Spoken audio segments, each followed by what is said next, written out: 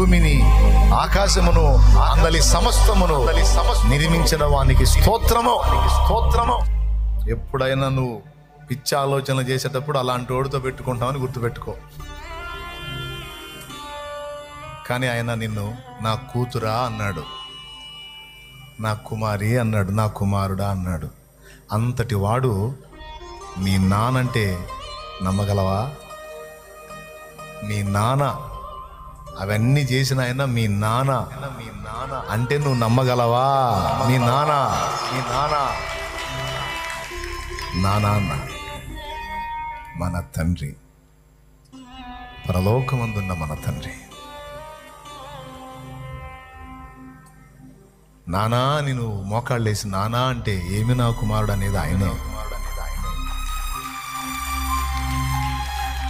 నీకు తల్లి ఉన్నా లేకపోయినా, తండ్రి ఉన్నా లేకపోయినా, నువ్వు అమ్మ అంటే పలికేది ఆయనే, నాన్న అంటే పలికేది ఆయనే. నిన్ను చంకబెట్టుకున్నాడు అమ్మలాగా. యెషయా గ్రంథం 46:4. నిన్ను ఎత్తుకున్నాడు నాన్నలాగా. స్త్రీ తన గర్భమున పుట్టిన చంటి పిల్లను మరచునా? వారైనా మరుస్తారు కానీ నేను నిన్ను మరువజాలను అన్నాడు ఆయన. నిత్యము నీ ప్రాకారములు నా ఎదుట ఉన్నవి. నేను నిన్ను గమనిస్తున్నాను. కలత చెందాల్సిన అవసరం లేదు, కలవరపడాల్సిన అవసరం లేదు.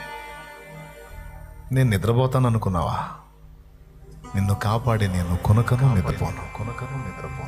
నా మీద విశ్వాసం ఉంచి నువ్వు ఆదమర్చి నిద్రపోవచ్చు. నిన్ను కాపాడి నేను ఎన్నడూ నిద్రపోను. నా కుమారి, నా కుమారుడు అంటాడు ఆయన. ఇంకేం ఆధిక్యత కావాలి? వాళ్ళు అయ్యేసారు, వీళ్ళు అయ్యేసారు, ఆమె మెండెండా అయ్యేసింది, నాకేమి లేవు. ఊరి పిచ్చి మొహమా! అసలు ఈ చరాచర జగత్తును విశ్వమును నిర్మించిన నిర్మాణకుడే మీ నాన్న అయితే, ఈ భూమండలం కాదు, కోటాను కోట్ల ప్రపంచాలన్నీ కూడా ఆయన బిడ్డగా నీవైతే నువ్వు భేదమేంది? నువ్వు దరిద్రతలో ఉండటం ఏంటి? నీకు కొరత ఏమిటి? మరి అలాగైతే మరి నాకు అప్పులేంది? మరి నాకు బాధలే? ఆహా, ఆ మాట అంటావా?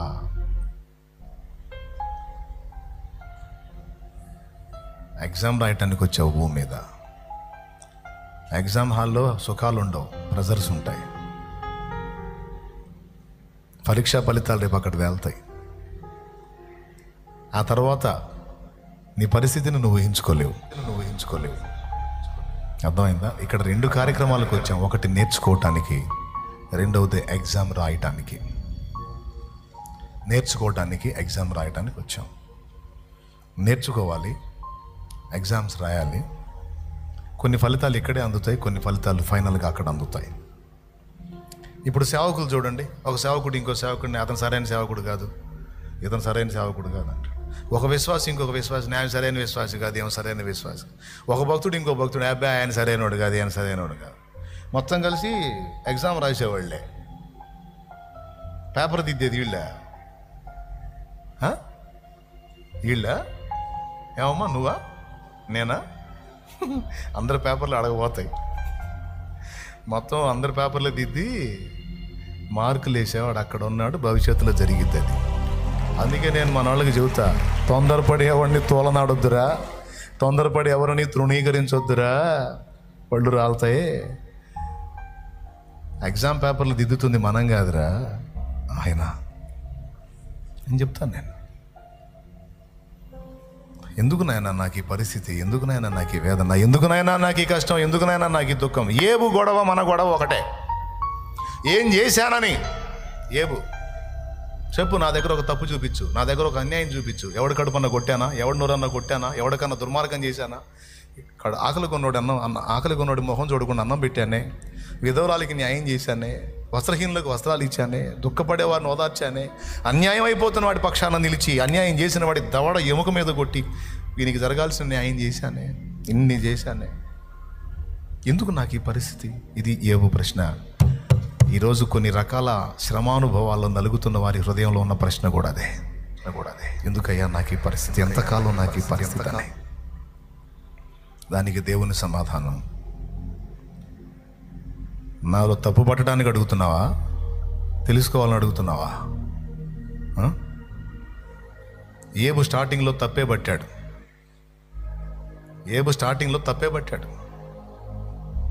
అట్లయితే సర్వశక్తుడిగా వాడు నాకు అన్యాయం చేశాడని మీరు గుర్తించాలన్నాడు.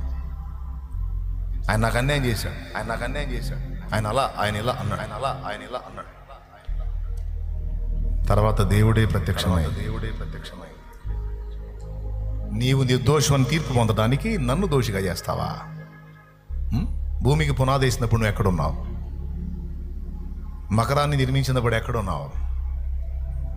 నేను సృష్టించినటువంటి పశుపక్షాదులు జంతుజాలం నిర్మించినప్పుడు నువ్వు ఎక్కడున్నావు?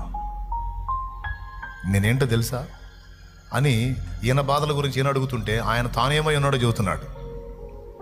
దాని అర్థం ఏంటంటే, ఇన్ని చేసిన నేను పిచ్చి పనులు చెయ్యను యోబు. నేను ఏది చేసినా అందులో సంపూర్ణ న్యాయం ఉంటుంది. నీలో కొన్ని లోపాలు ఉన్నాయి, నీలో దిద్దుబాటు కావాల్సిన సంగతులు కొన్ని ఉన్నాయి. నా భక్తునిగా నీకు అవి తగవు, నా బిడ్డగా నీకు అవి తగవు. అందుకే నిన్ను సరిచేయబోనుకున్నా. అంతేకాదు, నీ చరిత్ర తర్వాతి తరాలన్నిటికీ ఒక అద్భుతమైన మాదిరిగా ఉంచాలనుకున్నా.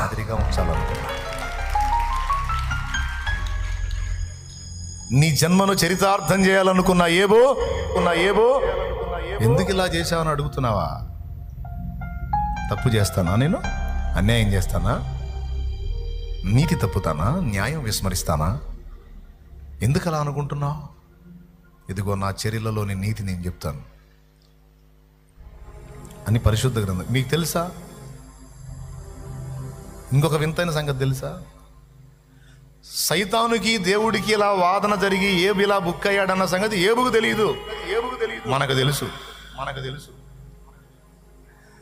పాపం బాధపడుతున్నాడు తప్ప ఏబుకు తెలియదు ఏం జరుగుతుందో అక్కడ.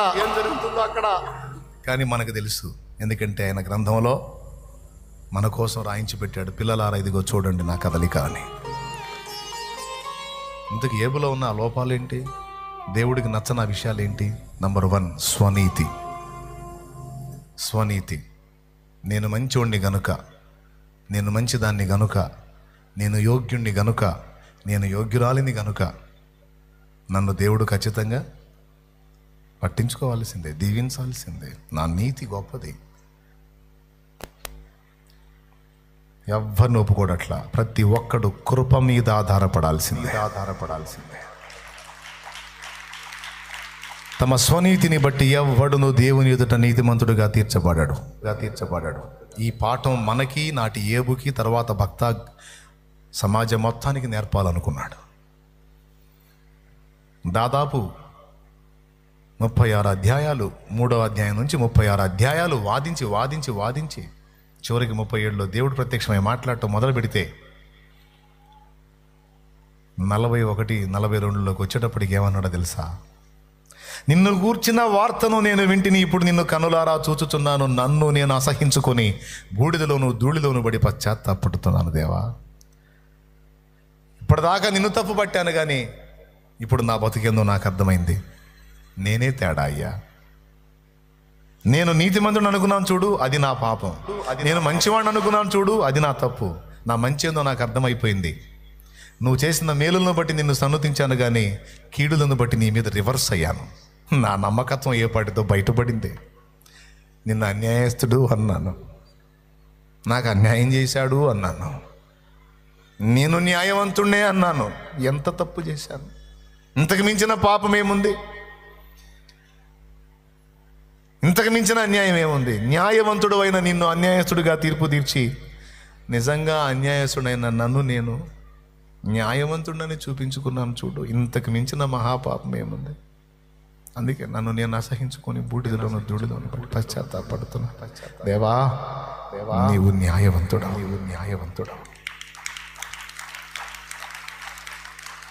శబ్బాష్ ఏబు, యుక్తమైనది బలికావు అన్నాడు. యుక్తమైనది బలిక. ఆ మాట నేను నీ నుంచి ఎదురు చూశాను. రైట్, పాస్ అయ్యావు పో. నేర్పాలనుకున్నది నేర్పాడు. స్వనీతిని మనం డిపెండ్ అవటం దేవునికి ఇష్టం లేదు. ఆయన కృపనే ఆశ్రయించాలి. మన నీతి, పరిశుద్ధత, జ్ఞానం, విమోచన యేసే. దేవుడే. ఏబు తన నీతిని ఆధారం చేసుకున్నాడు. దేవుడు తన నీతి వట్టిదని కొట్టేసి తన కృపను ఘనపరిచాడు. నా బలం ఇంత, నేను ఒక్క తప్పు చేయలా, నేను ఇంత బలం, మనోనిగ్రహం నాకంతా, ఇది గుర్రముల నరులందలి బలమునానందించడు, కృపను వేడు వారిలో సంతసించువాడని. నీ కృపయ్యా, అది డైలాగ్. నీ దయ్యా, నీతిగా ఉన్నానంటే నీ కృప, ఏదన్నా నీతి ఫలం ఫలించానంటే నీ కృప. నీతి దాటి అడుగులేశానంటే, నిలబడ్డానంటే నీ కృప. ఏదైనా నీ కృప తప్ప వేరొకటి ఏది లేదు. యేసయ్యా నీ కృప. ఆ కృపను ఆశ్రయించినప్పుడు ఏబు కోల్పోయినటువంటి రెండంతలు, ఒకటికి రెండంతలు తిరిగి ఇచ్చాడని రాస్తుంది బైబిల్. ఏబును అలాగనే అక్కడే వదిలేసేలా, ఏబుకు తిరిగి రెండంతలు దయచేశాడని రాస్తుంది. ఏబు లైఫ్లోనే అడుగుదాం మనం, దేవా ఎందుకు ఇలా చేశావంటే లాజిక్ చూపించాడు చూడు. ఏబుని స్వనీతి అనే దాని మీద నుండి దేవుడే నా నీతి, దేవుడిని కృపే నాకు ఆధారం అన్న కాడికి తెచ్చాడు చూడు. రెండవది, ఈ రోజుకు తినడానికి ఇస్తే తినవయా, ఈ తినేది ఇప్పటి వరకు ఉంది, రేపటికి ఉంటుందో ఉండదని దిగులతో ఈరోజు ఉన్నదాన్ని కూడా అనుభవించలేకపోయాడు. ఏబు గ్రంథం 3వ అధ్యాయం 25వ వచనం అందుకు సాక్ష్యం ఇస్తుంది.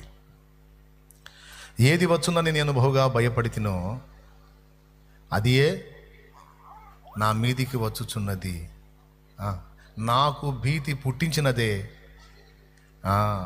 ఏదొచ్చునని నేను బహుగా భయపడ్డానో అదే సంభవించింది, నాకు భయం పుట్టించిందే నా మీదికి వచ్చింది. నాకు అర్థం కాదు. నిన్నటి వరకు కాపాడాడు కదా నానా, మొన్నటి కాపాడాడు, నిన్నటి కాపాడాడు, నేటికున్నాడు కదా. మొన్నటికి నిన్నటికి నేటికున్నవాడు రేపుటికున్నాడా? ఉంటాడా?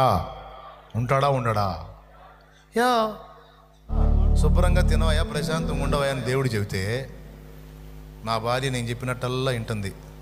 నాకు రివర్స్ అయిద్దేమో, నా పిల్లలు 10 మంది బాగున్నారు, వీళ్ళకి ఏమన్నా అయిపోతారేమో, నాకు ఈరోజు దాసదాసి జనాంగం సమృద్ధిగా ఉంది, వీళ్ళంతా ఎటోళ్ళటి వెళ్ళిపోతారేమో, ఈరోజు నేను ఊరిలోని ఏలికలాగున్న దాసుడిని అవుతానేమో.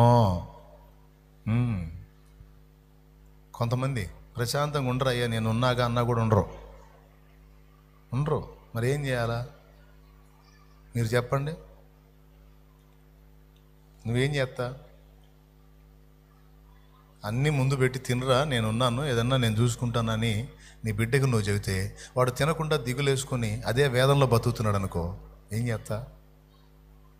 దేవుడు అదే చేశాడు.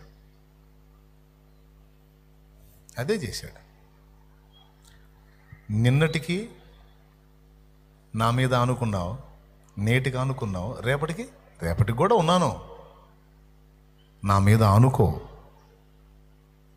ఇంతకాలం కాచిన వాడికి ముందు కూడా కాయగలను అంటే ఏమని? భరోసా ఉంచి నిబ్బరము కలిగి ధైర్యంగా ఉండు, విశ్వాసము గలవాడవై ప్రశాంతంగా ఉండు అన్నాడు. సంతోషంగా ఉండు, నీ ముందు నేను ఇచ్చిందాన్ని అనుభవించి దాటి వెళ్ళిపో అన్నాడు. ఏం లేదులే కానయ్యా, నిన్న ఉంది, ఈరోజు ఉంది, రేపటికి ఉంటుందో ఉండదో అని ఏమైద్దో అని. ఓరి పిచ్చోడా, రేపటి సంగతి ఎందుకు ఆలోచిస్తున్నావు? ఈ రోజుకు ఉంది కదా తిను. కాదు ప్రభా, ఉందిలే కానీ ఇదంతా రేపటికి ఉంటుందో ఉండదో అని. అట్లయితే నీకు డోసు ఇవ్వాల్సిందే అని ఇచ్చాడు అన్నమాట. ఇప్పుడు ఆ డోసు అయిపోయింది. ఏవేవనుకున్నాడు అవన్నీ మీదకు వచ్చేటట్టు అనుమతించాడు. ఇక మళ్ళీ రెండోసారి అనుకుంటాడు. అట్లా చూపించాడు.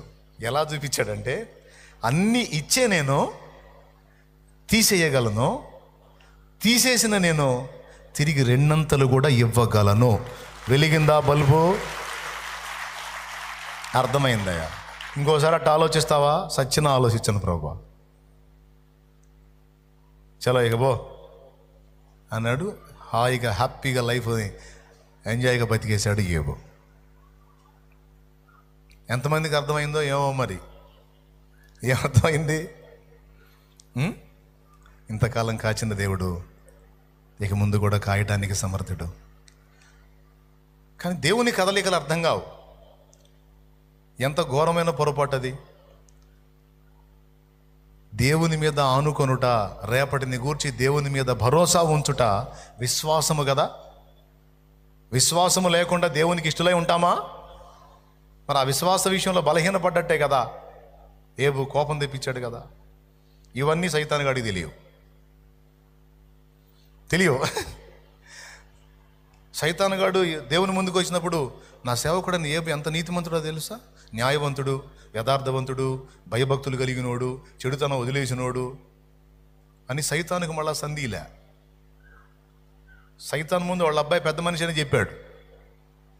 ఎవరు అబ్బాయి? ఏబు. మా ఆవిడ పెద్ద మనిషి అని చెప్పాడు. ఇక్కడే కాదు, జకర్యా గ్రంథం 3లో కూడా ప్రధాన యాజకుడైన యెహోషువ మలిన వస్త్రాలు కలిగి దేవుని సమ్ముఖంలో నిలిచినప్పుడు అక్కడ కూడా అంతే. అపవాది ఫిర్యాది అయి ఇతడు ఎలా ఉన్నాడో చూడని ప్రధాన యాజకుడైన యెహోషువ వైపు చూపిస్తే ఆయన ఏమన్నాడు తెలుసా? ఏమైంది? అగ్నిలో నుండి తీసిన కొరవ వలె ఉన్నాడు, మావాడు నిప్పయ్యా అంటున్నాడు. ఇక వాడు వెళ్ళిపోయాడు. ఆ తర్వాత వాని మలిన వస్త్రాలు తీసి శుభ్రం చేయండి అంటాడు. ఒక తండ్రి పిల్లల ఎడల ఎలా ప్రేమిస్తాడో, కరుణ చూపుతాడో అట్లా చూపుతాడు. ఒక తండ్రి బిడ్డను ఎట్ట కప్పేసుకుంటాడో, దాచేసుకుంటాడో, రెక్కచాటును మరుగు చేసుకుని వాని పక్షం వహించి వాదిస్తాడో, వీడు అవతలోని దాన్ని వస్తాడు. వచ్చి ఇంట్లో తండ్రి చాటుకు వచ్చి గడగలాడతాడు. ఏమైందిరా అంటాడు. వాడు నన్ను తిడితే కొట్టాను నాన్న. వాళ్ళ నాన్న పరిగెత్తుకుంటూ వస్తున్నాడు, వాళ్ళ అమ్మ పరిగెత్తుకుంటా, పిల్లల గొడవలి, వాళ్ళు పరిగెత్తుకుంటా సుబారా ఏడే మేము ఏడే ఏంది అట్ట పెంచుతున్నా ఏది ఏమైంది చూడు, వాడిని ఎట్ట కొట్టాడో చూడు. కొట్టాడా? ఎరా కొట్టావా? వాడు ఏడుస్తా ఉంటాడు. ఊరకెందుకు కొడతాడు? తిట్టాడంట. నువ్వు ఎట్ట పెంచుతున్నావు? బూతులు తిట్టడం ఏంది మరి? కోపరాదా? ఎవడైనా కొట్టడా? వీడిని చాటేసుకొని వాడితో వాదించి వాడిని పంపిస్తాడు. ఆయన మావాడు చీటికి మాటికి ఏం కొట్టాడు, మీ వాడే రోత మాటలు మాట్లాడుతున్నాడని కవర్ చేసి వాడు పోయినాక గదిలో తీసుకెళ్ళి, అరే నీకు మైండ్ ఏమైనా పోయిందా? వాడిని ఆ రకంగా కొట్టావు, వాళ్ళకి చిక్కితే పచ్చడి చేసేవాళ్ళుగా. తండ్రి బిడ్డను పట్టివ్వడు, అలా స్పందిస్తాడు ఈయన మన దగ్గర. ఇప్పుడు ఏబు నమ్మకం ఉంచాడా లేదా దేవుని మీద? ఎప్పుడు ఉంచాడు? పచ్చడి అయినాక. అప్పుడు మొత్తం వదిలినాక స్వనీతిని పచ్చడి చేశాడు దేవుడు. అల్ప విశ్వాసాన్ని కూడా.